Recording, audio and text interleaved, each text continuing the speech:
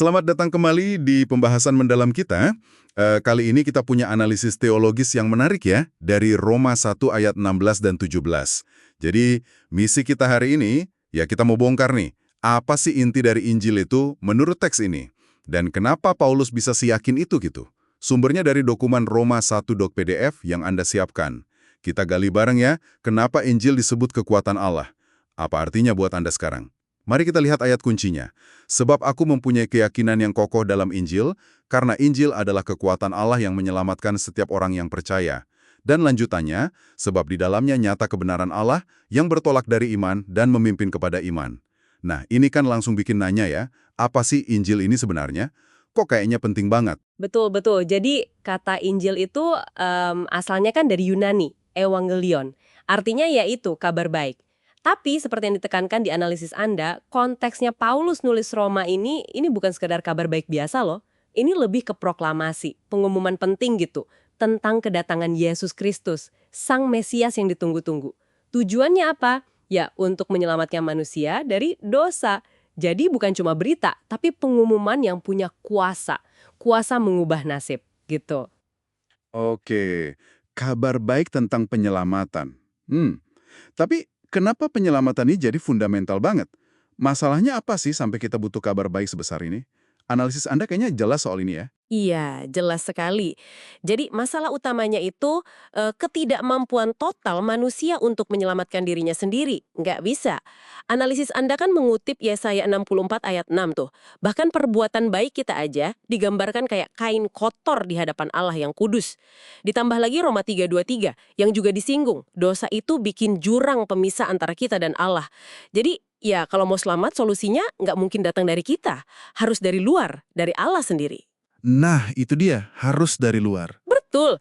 Disinilah inisiatif Allah jadi sentral. Analisis Anda itu membedakan ya antara penyataan umum Allah lewat ciptaan yang semua orang bisa lihat dengan penyataan khususnya. Penyataan khusus ini ya lewat Yesus Kristus dan Injil ini. Allah sendiri yang ambil tindakan jadi manusia menebus dosa kita. Ini inti rencananya. Menarik pembedaan penyataan umum dan khusus itu.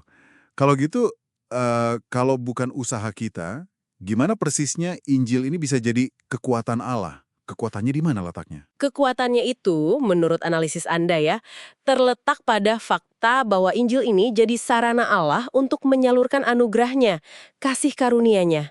Dan anugerah ini diterimanya bukan karena kita berbuat baik, tapi hanya melalui iman, kepercayaan pada Yesus Kristus. Ini yang dikenal sebagai prinsip sola fide, hanya oleh iman. Sola fide. Oke. Ayat 16 tadi jelas banget kan, menyelamatkan setiap orang yang percaya. Yesus sendiri juga bilang di Yohanes 14:6, "Akulah jalan dan kebenaran dan hidup." Ini menegaskan kalau iman pada Kristus itu bukan salah satu cara, tapi ya satu-satunya jalan yang Allah sediakan buat kita dibenarkan di hadapannya. Oke, jadi kuncinya iman pada Kristus sebagai satu-satunya jalan. Terus, peran Alkitab gimana nih? Analisis Anda menyebutnya fondasi ya. Sama frasa di ayat 17 itu, bertolak dari iman dan memimpin kepada iman. Itu kok kayak diulang gitu ya? Maksudnya apa? Tepat. Alkitab, ya menurut analisis Anda itu adalah wahyu khusus Allah yang tertulis, prinsip sola scriptura, artinya Alkitab itu jadi otoritas tertinggi kita, sumber yang nggak mungkin salah buat iman dan hidup. Dari situ kita kenal Kristus dan Injil. Mhm. Nah, soal dari iman kepada iman, itu bukan pengulangan sia-sia. Analisis Anda menafsirkannya sebagai gambaran proses.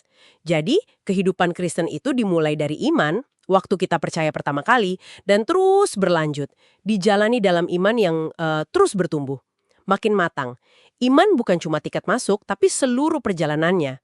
Kayak yang dibilang orang benar akan hidup oleh iman.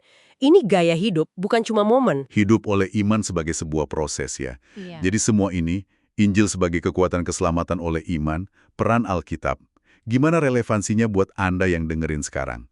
Di tengah dunia modern yang sibuk ini, Oh, relevan banget.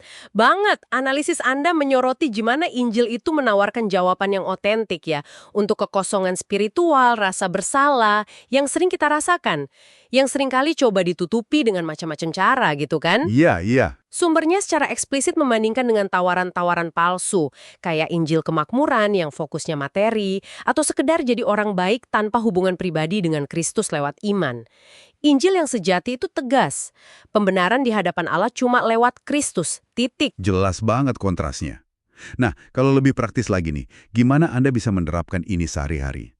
Analisis Anda kan kasih beberapa poin penerapan ya. Iya, ada beberapa saran praktis di sana. Ya, pertama, kesadaran untuk terus-menerus menyerahkan hidup pada Kristus. Tiap hari. Bukan cuma keputusan sekali dulu. Terus-menerus ya. Betul. Kedua, ya menjadikan Alkitab panduan utama. Otoritas utama buat keputusan dan hidup. Ketiga, mencontoh Paulus, berani gitu loh membagikan kabar baik ini. Dan keempat, komitmen buat terus belajar, bertumbuh dalam pemahaman Injil. Kebenaran Alkitab, jangan pernah ngerasa udah tahu semua ya. Oke, jadi kalau kita rangkum inti pembahasan kita dari analisis Anda ini, Injil itu kabar baik tentang Yesus Kristus. Dia itu kekuatan Allah yang menyelamatkan. Dan kekuatan ini diaksesnya cuma lewat iman ya, bukan perbuatan baik kita.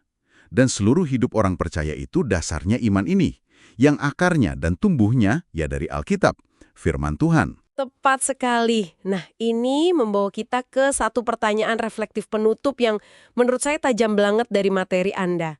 Pertanyaannya gini, mengingat Alkitab itu pernyataan khusus Allah buat Anda, secara pribadi, udah ke Anda menyediakan waktu buat membacanya hari ini?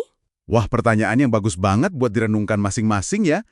Terima kasih sudah menyimak pembahasan mendalam kita kali ini.